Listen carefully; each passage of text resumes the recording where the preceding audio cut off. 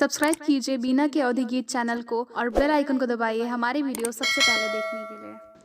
अब राम जी से राढ़ी नाम चावा पिया सियाल उठावा पियाना।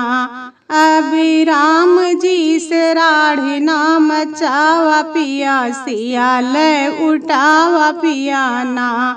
एक दिन आई है हनुमान दई है लंका के जार। एक दिन आई है हनुमान दई है लंका के जार। अपने लंका के दहन ना करावा पिया सियाल उठावा पियाना।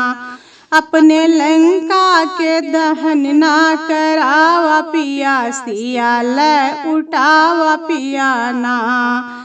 अब राम जी से राढ़ी नाम चावा पिया सियाल उठावा पियाना।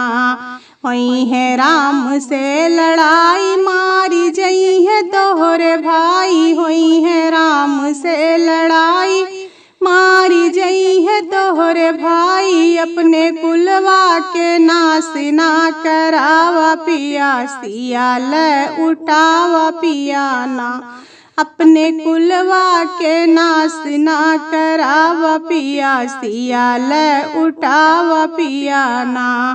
अब राम जी से राढ़ी नाम चावा पिया सियाल उठावा पियाना। देखे रात में सपनवा होई गे तोहरा निधनवा। देखे रात में सपनवा होई गे तोहरा निधनवा। हमरे सपना का सच ना करावा पिया सियाल उठावा पियाना।